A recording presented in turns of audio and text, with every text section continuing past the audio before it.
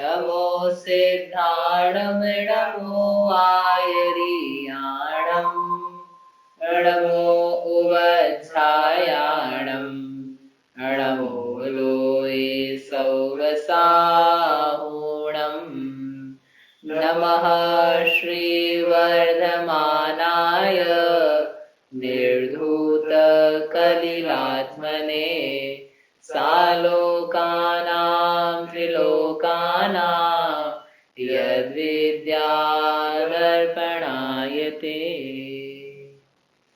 ये परम मांगलिक ग्रंथ श्री रत्नकरण जी श्रावकाचार्य है। इसके रचयिता आचार्य भगवान श्री समंतभद्र स्वामी है।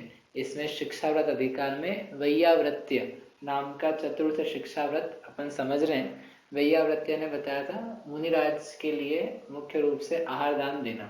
अकेले मुनिराज को ही नहीं देना, जो भी अन्य मध्यम जघन्य पात्र हैं उनको भी आहार दान देना, वह वैयावृत्ति कहलाता है। उसके अलावा अन्य भी उनकी जो विपत्ति या कदाचित पाई जा रही हो, उस विपत्ति को दूर करके निराकुल करना, जिससे वे अपनी साधना में लग सके, वो सारा कार्य वैयावृत्ति कहलाता है। अब इस वैयावृत्ति तत्व में जो कहा था कि जो विशेष पात्र हैं उनको दान देने की जो विधि है, तो उसमें नवधा भक्ति बताई थी। 9 प्रकार की भक्तियों के द्वारा मुनिराज की सम्मान पूजा अर्चना करके फिर आहार दान दिया जाता है। तो नवधा भक्ति कौन सी है? हाँ, 4 तो ये मन वचन काय की शुद्धि और ऐष्णा यानी आहार जल शुद्ध है, इस प्रकार से बोलना। तो ये बोलना भक्ति है कि वास्तव में वैसा होना भक्ति है? लोग क्या है, हम लोग इस बात को समझते हैं कि बस कह दिया तो क्या हो गई, नवधा भक्ति हो गई। जैसे मुनिराज है, मन शुद्धि वचन शुद्धि काय शुद्धि आहार जल शुद्ध है। अब भले शुद्ध हो चाहे नहीं हो, बोल दिया अपन ने तो महाराज ने भी सुन लिया, चलो भी महाराज से इस बात का भरोसा कर रहे हैं कि आपने जो बोला है आपका वैसा ही परिणाम है। लेकिन हमको ये जिम्मेदारी है कि हम जैसा कह रहे हैं वैसा अपना परिणाम, वैसा अपना जो भोजन आदि की ओर है शुद्ध रहे। ऐसा नहीं हो कि है तो अशुद्ध, कुछ भी कह दिया ठीक है, कल से फिर हम बोलेंगे नहीं। जब अपने को पता है भोजन अशुद्ध बना है तो फिर महाराज से ऐसे ही बोलेंगे, हे स्वामी मन शुद्धि वचन शुद्धि काय शुद्धि, पर आहार जल नहीं महाराज वो तो शुद्ध नहीं है। तो शुद्ध नहीं है तो क्या कराओगे? नहीं, आपने बोला था जैसा है वैसा बोलना। भाई हमने कहा था कि जैसा है वैसा बोलना है, वैसा ही करना। शेर दी अंदर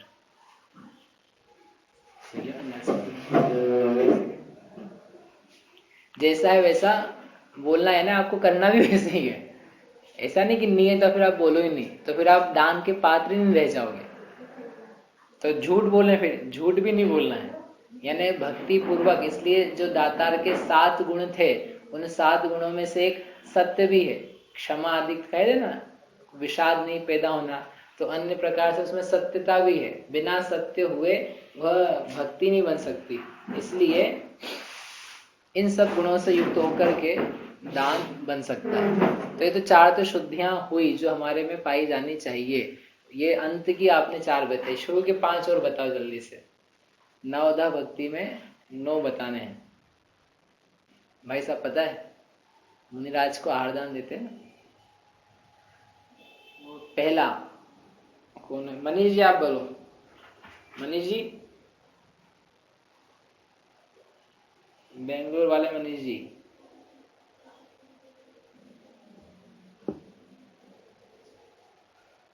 नवधा भक्ति के नाम?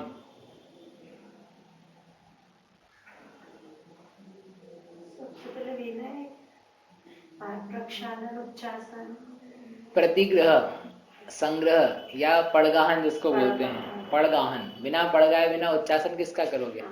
पड़गाहन। पड़गाहन के बाद में उच्चासन, उच्चासन के बाद में पाद प्रक्षालन, पाद अर्चन, फिर स्तवन पूजा, उसके बाद में प्रणाम, ये 5, फिर मन वचन काय शुद्धि और ऐष्णा शुद्धि, ये 9 होने चाहिए। ये अपन ने कर चुके। अभी आहार जल शुद्ध, हाँ आहार ऐष्णा समिति होती ना, ऐष्णा समिति यानी जो आहार जल के बारे में मुनिराज समिति का शुद्धि का पालन करते हैं, उसी का नाम ऐष्णा शुद्धि है, ऐष्णा समिति है। और वही ऐष्णा शुद्धि अर्थात आहार जल के बारे में जो श्रावक शुद्धता से बनाया है, उसको वो कहता है ऐष्णा शुद्धि। हे प्रभु, ऐष्णा शुद्धि यानी आहार जल के बारे में कोई विकल्प नहीं है, वो कोई दोष नहीं वाला प्रासुक भी भोजन है, उसमें कोई दोष नहीं पाया जा रहा है, इस प्रकार से कहना बताना, उसका नाम है ऐष्णा शुद्धि। ठीक है। ये एक चीज इसमें रह गई थी जो 4 अपन ने करी थी, दाता यानी देने वाला, पात्र लेने वाला, और द्रव्य विधि जिससे दिया जाए, और एक था देय द्रव्य। देय द्रव्य के बारे में क्या था ये अपन ने ज्यादा विशेष नहीं देखा, तो यहाँ पर अमित गति आचार्य ने दिया है श्रावकाचार में कि क्या क्या देने लायक नहीं है। क्या देने लायक नहीं है, जैसे जमीन का दान दिया जाता है, कोई लोग जमीन दान देते हैं, तो जमीन दान दी जा सकती है कि नहीं? मुनिराज को जमीन दान क्यों नहीं दी जा सकती? फिर मुनिराज उसमें कुछ काम कर सकते हैं कि ये जमीन मुनिराज के लिए दान देना ठीक नहीं है। अन्य मत संप्रदाय वगैरह में देते होंगे खेती बाड़ी के लिए, लेकिन ये जमीन का दान तो हिंसा का कारण है, परिग्रह का आरंभ का कारण है, उसमें खेती बाड़ी करो तो वही पाप का कारण है। इसलिए जमीन, स्वर्ण, चांदी, आभूषण ये दान में देने लायक वस्तुएं नहीं है। किसको? मुनिराज को।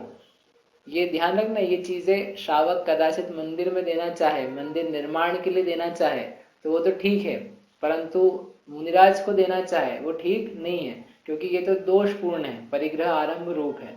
ऐसे ही कोई गाय का दान देता है, गाय दान में देने लायक वस्तु नहीं है। गाय की रक्षा आप कदाचित कर सकते हो, अन्य भी जो पशु उनकी रक्षा के समान, परंतु गाय दान, गोदान नहीं होता कुछ। ये गोदान वगैरह तो क्या है, अन्य संप्रदायों में पाए जाते हैं। तिल का दान, तिल दान मतलब ये संक्रांति आदि तिल गुड़ बांटते हैं, उससे क्या होता है, मतलब दोष मिट जाता है। काय का दोष पता भी नहीं है, ग्रह का दोष। कौन सा ग्रह, ना ग्रह पता है ना दोष पता है, लेकिन वो चला आ रहा है तो मिटाने के लिए देता है। ये कोई दान में देने लायक वस्तु में नहीं है। हाँ, इसको मुनिराज को या अन्य किसी श्रावक को सामान्य रूप से दिया जाता है तो वो ठीक है, लेकिन हम तिल का ही दान करेंगे इस दिन, ऐसा जो कोई भाव है तो कह रहे इसमें अज्ञान है, ये दान कुदान है। ठीक है। और भी ऐसे जो जो हिंसा आरंभ उपजाने वाली वस्तुएं हैं उनके बारे में समझ लेना, वो सब देने लायक वस्तुएं नहीं। ये सब श्रावकाचार्य ने बहुत विस्तार से दिया। एक होता है कन्यादान। कन्यादान श्रेष्ठ दान। कहते हैं जो कन्यादान करता है वो कहाँ जाता है? स्वर्ग ही जाता है। और जिसके बेचारे कन्या नहीं हो ब्रह्मचारी हो तो वो कहाँ जाएगा फिर? कन्यादान कोई दान नहीं है, वो तो एक गृहस्थ का कर्तव्य है कि भाई अब कन्या है तो देनी पड़ेगी।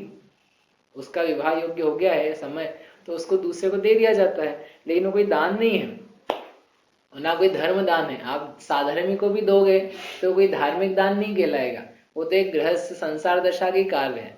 तो एक कर्तव्य के हिसाब से दान शब्द जोड़ दिया, वो भी जैनों ने जोड़ा है, अन्य मतावलंबियों में जोड़ रखा है। जैनेतर हिंदू वगैरह ना उसमें कहा जाता है कन्यादान, कन्यादान महादान। ये मालूम पड़ा कल से मुनिराज को ही कन्यादान देने लग जाए तो ये तो आदि रात राजा जैसी, मुनिराज राजा जैसी बात हो जाए, मुनिराज आदिनाथ जैसी स्थिति हो जाएगी कि जा रहे हो लोग महाराज से कह रहे महाराज मेरी कन्या ले लो, मेरा स्वर्ण ले लो, मेरा घोड़ा ले लो, मेरा महल ले लो, कपड़े ले लो, वस्त्र ले लो, बर्तन ले लो। जब मुनिराज निकले चर्या के लिए, आहार के ग्रहण करने के लिए, लोगों को नहीं पता था, जैसे अलग अलग कहने लगे। जैसे किसी को नहीं पता तो वो कहने लग जाए महाराज से, महाराज ले लो, घर बसाओ, सुखी आनंद से हमारे जैसे रहो। तो ये उन्होंने इसलिए विस्तार से लिखी कि ये जैनेतर संस्कृति को देख करके व्यक्ति भी बहुत कुछ सीख जाता है। तो ये सब श्रावकाचार में अमित गति आचार्य ने 1000 साल पहले लिखा कि ये सब वस्तुएं कोई ध्यान में देने लायक नहीं है, और ये तो उदाहरण रूप से कही है, इसी के समान अन्य भी और समझ लेना जो उनके काम की नहीं है। मुनिराज को आहार से प्रयोजन है अकेला, औषधि से प्रयोजन है, शास्त्र से हो सकता है, वस्ती का रहने के स्थान से हो सकता है, और कुछ पाटा चटाई इन चीजों से कदाचित थोड़ा बहुत हो सकता है। इसके अलावा उनको किस बात से प्रयोजन? ये फ्री होने के लिए तो घर से बाहर गए हैं, और तुम इनको और कुछ तो भी सामान दे करके इनको फंसा दो तो तुमने इनके साथ अन्याय किया है। धर्म के साथ तो किया ही है, विपरीत वस्तु तो दी है, इनके साथ भी क्या हुआ है? घातक। इसलिए दान नहीं कहलाएगा, क्योंकि दान की परिभाषा में ही पहले दिन कहा था, किसे कहते दान? स्व पर के उपकार के लिए जो दिया जाता है, अनुग्रहार्थम, स्वस्याति सर्वोदानम, अनुग्रह किसका? स्व और पर का। इसमें ना तुम्हारा अनुग्रह यानी उपकार हुआ, ना उसका उपकार हुआ, इसलिए दान नहीं हुआ वो, ये तो भ्रष्टाचार हो गया।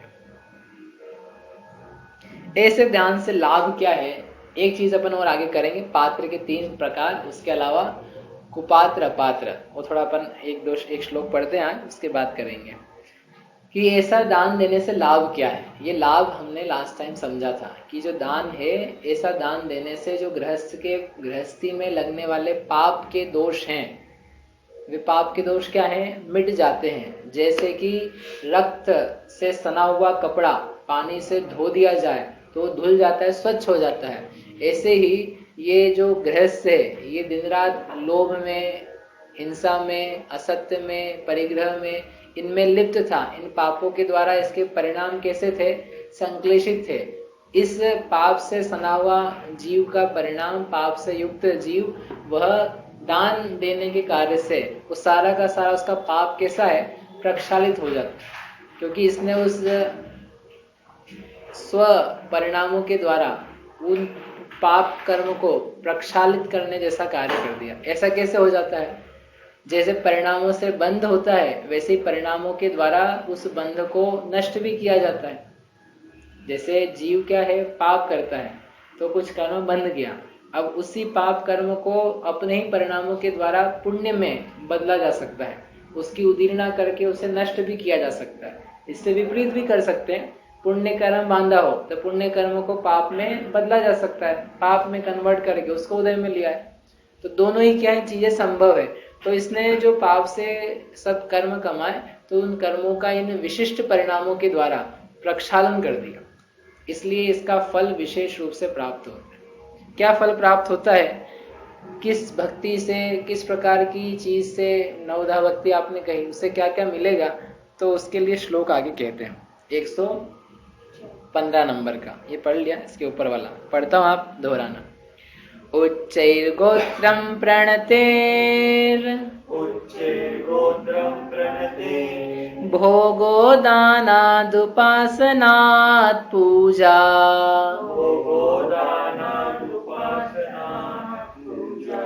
भक्तेः सुंदर रूपम् स्तवनात् कीर्तिस्तपो निधिषु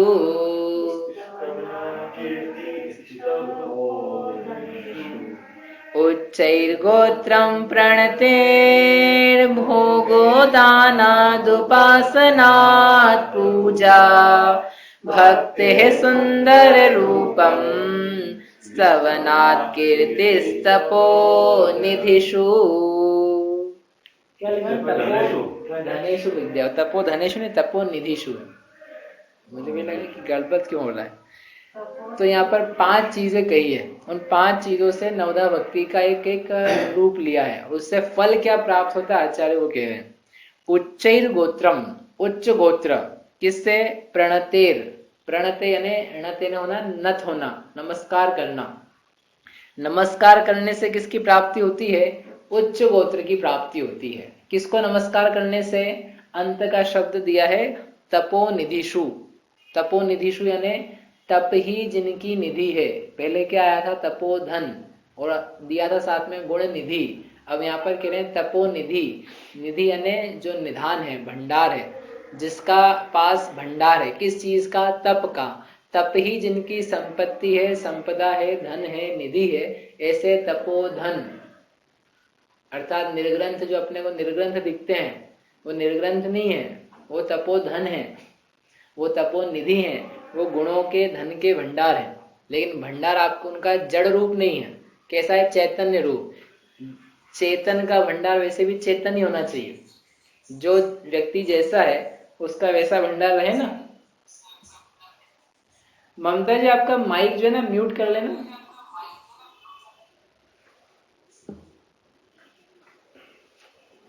उसका भंडार वैसे ही होता है, और यदि वैसा रखे तो सुखी है। और यदि मिसमैच हो ना, तो जैसे एक लड़की की जो जैन है उसकी अजैन में शादी हो जाए तो क्या है? मिसमैचिंग, विजातीपना है, तो उसमें मजा नहीं आएगा। मनुष्यों की शादी बंदरियाओं से होने लग जाए, बंदरों की शादी घोड़ों से होने लग जाए, तो कुछ है नहीं उसमें। ऐसे कैसे ही जड़ की शादी चेतन से होने लग जाए, यानी चेतन रूप वो चेतन आत्मा जड़ धन अपनाने लग जाए और उसका संबंध बनाने लगे, तो उसमें कुछ मजा नहीं है, मजा ने कुछ मैचिंग नहीं है, और मिसमैच होकर के जो स्थिति बनती है वैसे ही दिखेगा। आप पजामा पहन लो और ऊपर से क्या पहन लो, कोट पहन लो, कोट, और नीचे पहनो जूते, और ऊपर लगाओ चश्मा, और ऊपर लगाओ पगड़ी साफे वाली जो अलग पहले पुराने लोग, तो कैसा दिखेगा? क्यों अच्छा क्यों नहीं दिखेगा? कि ये सब कैसा उत्सव ही बना रखा है, ये अटपटा सा है, भद्दा सा है, क्योंकि मैच नहीं कर रहा है कुछ। तो जब अपन हर चीज में मैचिंग देखते हैं, तो यहाँ पर अपने धन की मैचिंग अपने से होनी चाहिए ना। मेरा धन कितना, तो मेरा धन उतना जितना मेरा स्वरूप है, जितने मेरी आत्मा है, या कैसा है, ज्ञान रूपी रहे। रुपए पैसे वाला हो तो ये तो जड़ रूप है ना, अचेतन जैसा, इसमें खुद को ही उसको ज्ञान नहीं है कि मैं कितना हूं। 500 के नोट को नहीं पता है कि मेरी कीमत क्या है, पता है उसे? नहीं पता। अपने को पता है, लेकिन अपने उसको नहीं पता होने पर अपन उसकी कितनी महिमा गाते, और जो जानता है उसकी महिमा कोई नहीं गाता। अपन अपनी महिमा नहीं करते। 500 के नोट की, 1000 के नोट की, 2000 की, इनकी खूब महिमा रहती। तो ये शब्द जो है ना, तपोनिधि, तपोधन, ये बड़ा मर्म का है। मतलब ये उनका अंतरंग बता रहा है कि ये इनका वास्तविक धन वास्तव में इनके पास पाया जा रहा है। ऐसे जो तपोनिधि है, उनकी जो प्रणत है, उनके चरणों में जो नमस्कार है, वह नमस्कार किस बात को देता है? उच्च गोत्र को देता है। तप में क्या लेंगे? तप में क्या लेंगे? तप जो है ना, अंतरंग बहिरंग तप, उन तपों से फिर शुद्धोपयोग को प्राप्त जो मुनिराज हैं, वह कहलाता है तप। बहिरंग उपवास वगैरह तप, अंतरंग प्रायश्चित विनय आदि, इन दोनों को प्राप्त करके जिसने शुद्धोपयोग की वृद्धि करी है, क्योंकि वो जितने तप हैं, उन तपों का प्रयोजन ये है कि शुद्धोपयोग की वृद्धि होवे। शुद्धोपयोग यानी अपनी आत्मा में लीनता, उसकी प्राप्ति हो। तो तपों के द्वारा जिन्होंने शुद्धोपयोग प्राप्त किया है, वह तप उनकी निधि है। वह आत्मा का वैभव ही जो प्राप्त हो रहा है, स्वभाव है वो नहीं। स्वभाव तो सबके पास है, लेकिन स्वभाव होकर के जिन्होंने उसका वेदन अनुभव संचेतन किया और बढ़ता जा रहा है जिनका तपों के माध्यम से, वह कहलाते हैं तपोधन, तपोनिधि। मतलब शुद्धोपयोग का धन बोला। शुद्धोपयोग संपदा, वही धन है, उसको ही धन बोला। वो तप के द्वारा प्राप्त हुई। ऐसे तपोनिधि के चरणों में नमस्कार करने से क्या प्राप्त होगा रोहित? उच्च गोत्र। क्या कहलाता है उच्च गोत्र? अच्छी जगह पैदा होना तो अच्छा कास्ट। तो कौन सा अच्छा कास्ट? सिंधी, पंजाबी, गुजराती, मराठी? तो जैन ही लिख देते ना फिर महाराज, जैन में पैदा होता है। अभी जैन है, वापिस जैन में पैदा हो जाएगा। ये हो गया इनका काम। कि नहीं, जैन अकेला नहीं, उच्च गोत्र अकेला मनुष्यों में नहीं होता है। उच्च गोत्र वाली स्थितियां बहुत सारी है। भोग भूमिया के जितने जीव हैं, मनुष्य, वे सब हैं उच्च गोत्री। जितने देव हैं, देवियां हैं, ये सब है उच्च गोत्री। और जितने महापुरुष हुए हैं 63 शलाका के, वे सब कहलाते हैं उच्च गोत्री। उस उच्च गोत्र की हम बात कर लें। ये साधारण मनुष्य जो है ना, इनकी भी बात नहीं कर रहे थे। जितने श्रेष्ठ मनुष्यों में भी श्रेष्ठ होते हैं, उनकी भोग भूमिया जीवों की, और हम तीर्थंकर पदों की प्राप्ति में के पहले जो चक्रवर्ती अहम इंद्र, इंद्र आदि पद मिलते हैं, उसकी बात कर रहे हैं। कि इन मुनिराज के चरणों में नमस्कार करने पर इस जाति का उच्च गोत्र प्राप्त होता है, जिससे व्यक्ति को देवेंद्र, इंद्र, अहमिंद्र, इन पदों की, जिसमें उच्च गोत्रता है या भोग भूमिया के जी उनकी, और यहाँ मनुष्य बने तो चक्रवर्ती, तीर्थंकर जैसे उच्च गोत्र पदों की प्राप्ति होती है। कैसे हो जाएगी? ये तो कोई बात नहीं हुई। एक क्या करे, ये बस नमस्कार करे और ये तीर्थंकर बन जाए, नमस्कार करे और अहमिंद्र बन जाए। मतलब और तो कुछ नहीं करना पड़ा, तो हम भी कर लेंगे, लिया महाराज जैसे। और नहीं है हम चले जा कर ले। कि भाई आपको बताया ना, नवदा भक्ति पूर्वक जब करता है नमस्कार, तो किन भावों से हुई है? कि कि ये धर्म है चलता फिरता, और इन धर्म को देख करके मुझे धर्म के भाव आ रहे हैं, मुझे धर्म में ही आस्था है। वो धर्म यानी रत्नत्रय, वे रत्नत्रय का प्रतिबिंब मूर्ति साक्षात मुनिराज दिखते हैं। उस मूर्ति को देख करके मुझे रत्नत्रय की भावना होती है, मुझे रत्नत्रय ने सम्यक दर्शन ज्ञान चारित्र उत्पन्न होवे, इस प्रकार का मेरा भाव उमड़ता है। जैसे भगवान को देख करके भगवान बनने का भाव उमड़ता है, नहीं उमड़ता हो तो आना चाहिए। वैसे मुनिराज को देख करके वो भगवान ही बनने का मुझे भाव पुनः आता है, और ये चलते हुए पथ पर दिखते हुए मैं भी चल सकता हूँ, इसी प्रेरणा मुझे प्राप्त होती है। ये भाव आने के कारण से वो जो गुणों की दृष्टि है, उनकी गुणानुराग है उनके संयम में, उसके कारण से उच्च गोत्र की प्राप्ति होती है। अकेला नमस्कार कर ले ऊपर ऊपर से तो सामान्य पुण्य बंधेगा, उस समय बंधेगा तो उच्च गोत्री, लेकिन उसमें ज्यादा विशेषता नहीं है। भक्ति, गुणानुराग, सत्यता, निरहंकारता, अपनी हीनता उनकी उच्चता, इस प्रकार के भाव सहित जब नमस्कार बनता है तो ये उच्च गोत्र का बंध होता है। सत्वार सूत्र जी में सूत्र है जिसमें बताया कि किन भावों से उच्च गोत्र का और किन भावों से नीच गोत्र का बंध होता है। गोत्र कर्म यानी कि जो संस्कार पाए जाते हैं ना परिवार का, कुल का, जिस कुल में उच्च कार्य होते हैं, महान कार्य होते हैं, उसको उच्च गोत्र कहा जाता है। तो जैन सारे उच्च गोत्री कहे जाते हैं, ब्राह्मण वगैरह वो भी उच्च गोत्री कहे जाते हैं।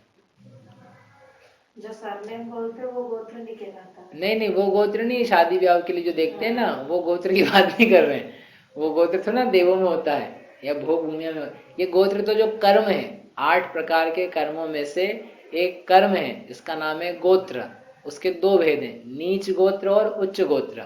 नीच गोत्री यानी जिसका खान पान आचरण हीन है, मध्यमास मधुभक्षी है, जिसके कुल में कोई संस्कार नहीं है, दीक्षा का पात्र नहीं है, जिसे निर्ग्रंथ दीक्षा, जैनेश्वरी भगवती दीक्षा नहीं दी जा सकती है, ऐसा कुल वह कहलाता है नीच गोत्र।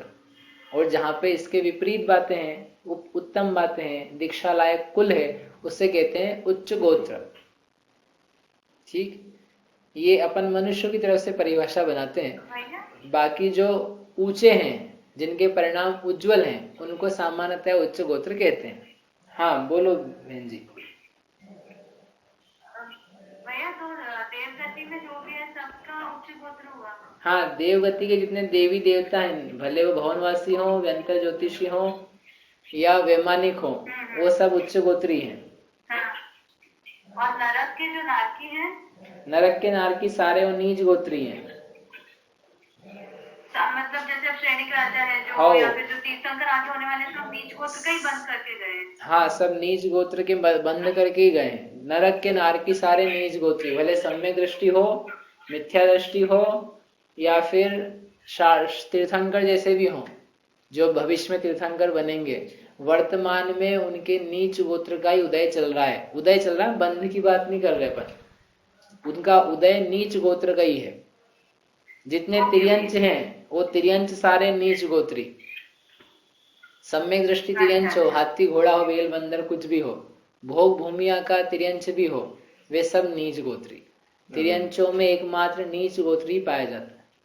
उनको इतना सुख है भूमिया के तिर्यंच को, तो भी वो नीच गोत्र है। सुख से थोड़ा ना गोत्र का संबंध है। यदि आप सुख से कहो तो बोले सेलिब्रिटी है कोई, शराब का विज्ञापन करके पैसा कमा रहे करोड़ों के, तो इनके उच्च गोत्र कहलाएंगे। फिर सुख से हमने एक बार भी नहीं बोला आपको कि जो ज्यादा सुखी है लोक में वो उच्च गोत्री और दुखी हो नीच गोत्री, ऐसा नहीं कहा है।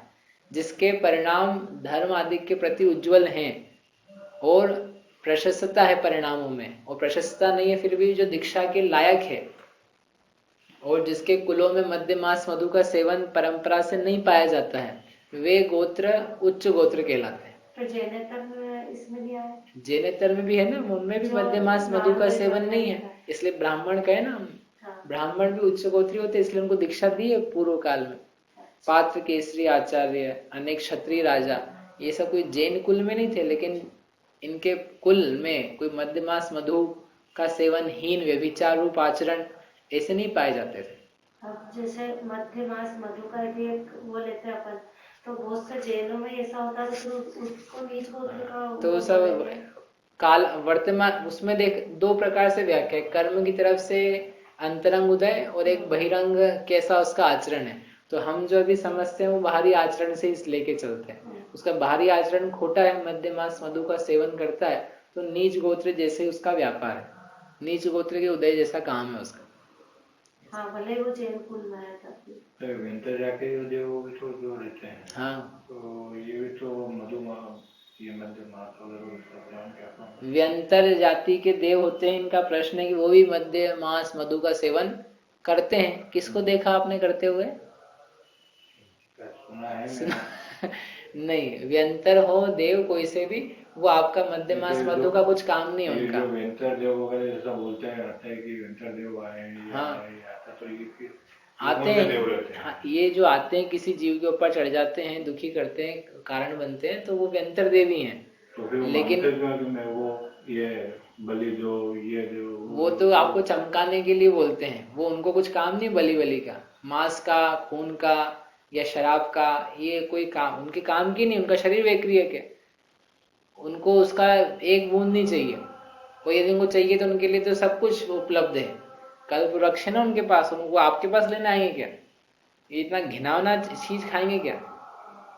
ये सब क्या है कि पूर्व भाव के इनके संस्कार है बलि वगैरह के। मर करके व्यंतर बन गया, उसको अपना पुजवाना है, और आपका पुण्य हल्का है, पाप का उदय, तो उसमें कारण बन जाता है। कहता आप ऐसा उल्टा काम करो, तुम उल्टा करोगे तुम भी दुर्गति में जाओगे, तुम नरक आदि में चले जाओगे। बेर है उसका, तो बेर से वो विपरीत दिखाना चाहता है। उसको उस मांस से, बलि से कोई लेना देना नहीं, उसको नहीं चाहिए, वो खा ही नहीं सकता। उसका शरीर डिफरेंट टाइप का, वो नीच गोत्री भी नहीं है, वो उच्च गोत्री है।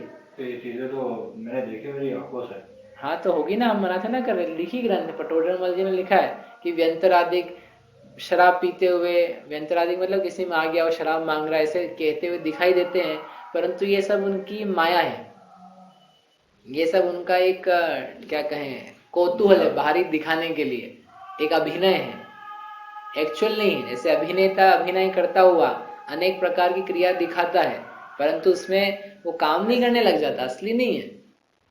एक व्यक्ति राम महाभारत कर रहा है और दुशासन मन के द्रौपदी का वस्त्र हरण कर रहा है, तो इसका मतलब क्या है? वो वास्तव में वस्त्र हरण कर रहा है क्या?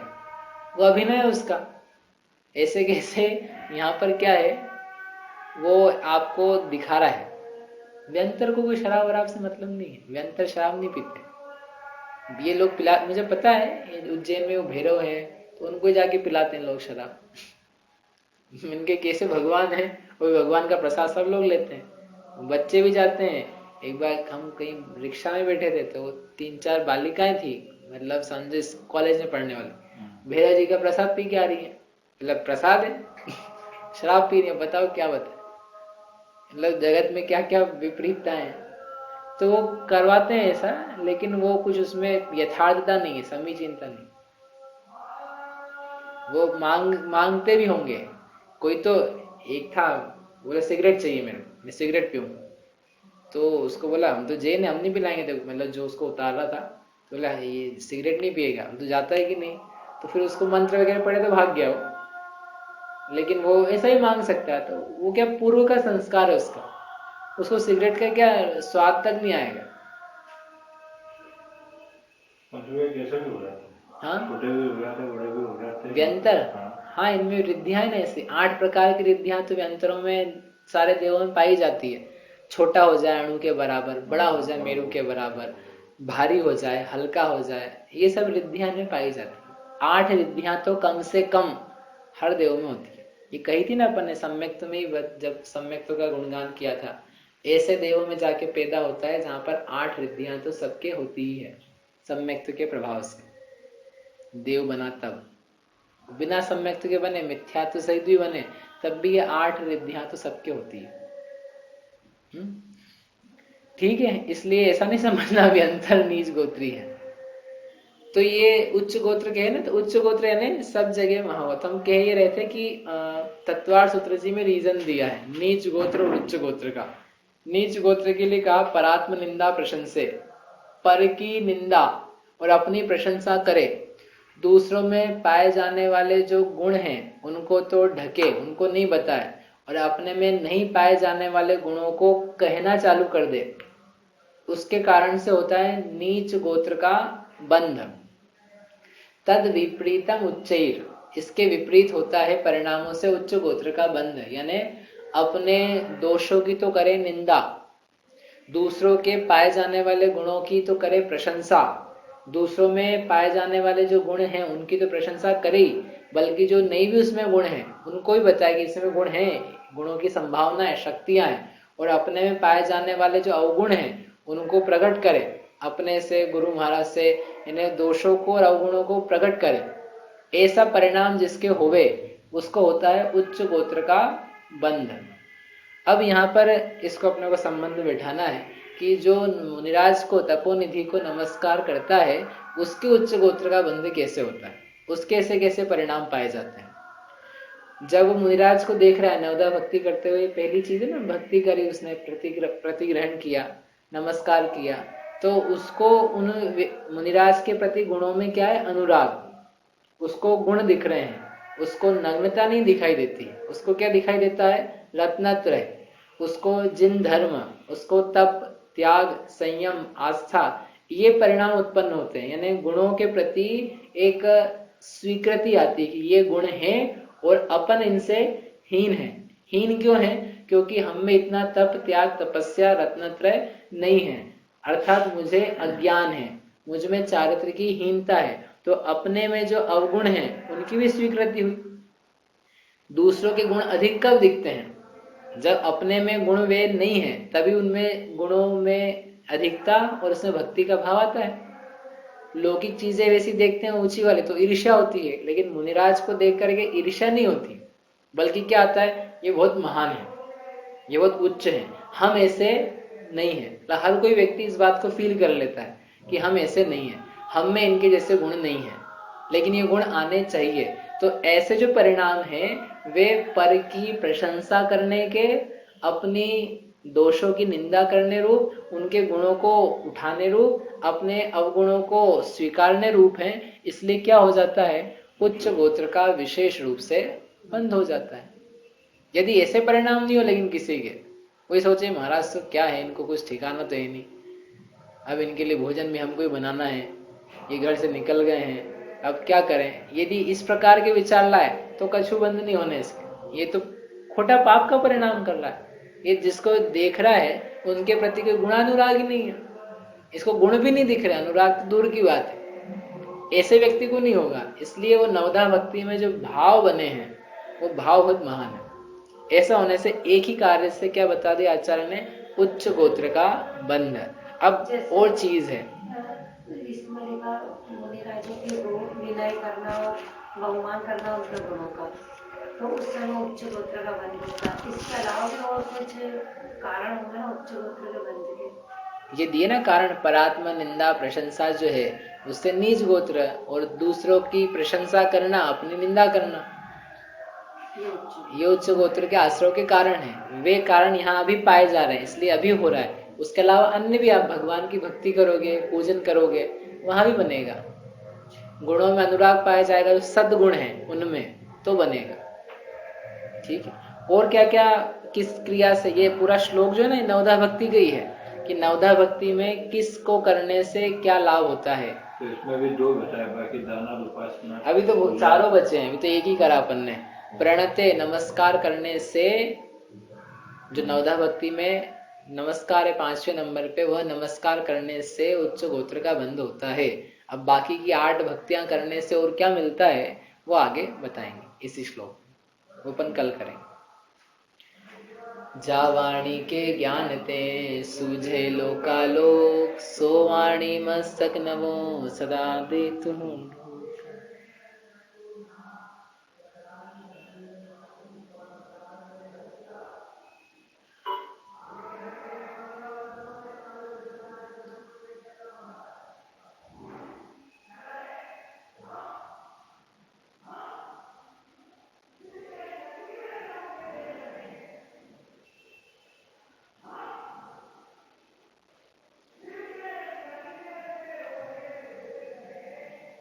जय जय।